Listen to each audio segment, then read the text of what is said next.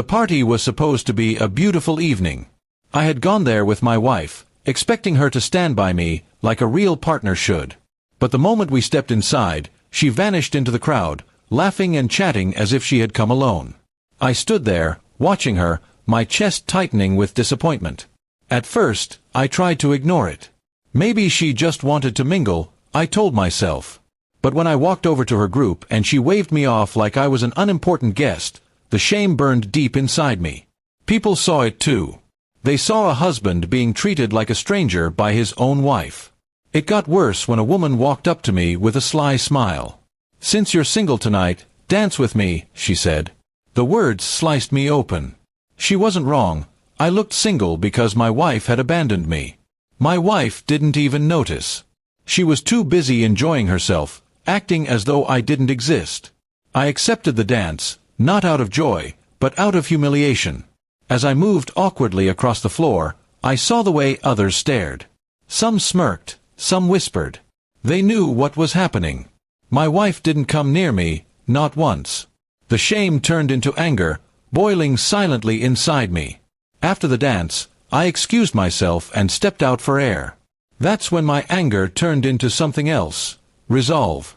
I had always supported her, always stood by her, but tonight she had made me a public fool.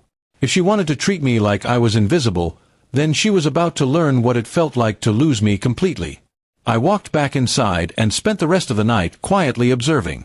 She looked radiant, laughing with her friends, her glass of wine in hand, without a care for me. To everyone else, she looked powerful, free. To me, she looked like a stranger I no longer recognized. That was when my plan began forming. The next morning, I started pulling away. She thought I was sulking, but I was preparing. I stopped sharing my thoughts with her, stopped giving her the attention she had once thrived on. Instead, I focused on myself, my work, my social connections, my independence. But privately, I began gathering proof of how often she ignored me, how often she embarrassed me in public. I was building a case. Then came the turning point. A colleague of mine, who had also been at the party, confessed that people were talking about what had happened. They laughed at me behind my back, saying I was more of a prop than a husband. That was the final straw. My wife hadn't just disrespected me, she had destroyed my reputation. So, I planned my revenge.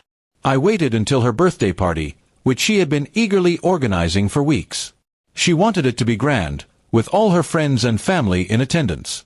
I made sure everything looked perfect, smiling and playing the supportive husband. She never suspected what was coming. When the night arrived, I stood up in front of everyone with a microphone. I raised a toast, and she looked at me with pride, expecting words of love. Instead, I told the entire room what had happened at the last party. I told them how my wife had abandoned me, how a guest had mistaken me for a single man, and how she had laughed and enjoyed herself while I was humiliated. The crowd went silent. Her smile froze. I didn't stop there. I pulled out the documents I had been preparing, evidence of her dismissive treatment, my lawyer's papers, and my decision to end the marriage.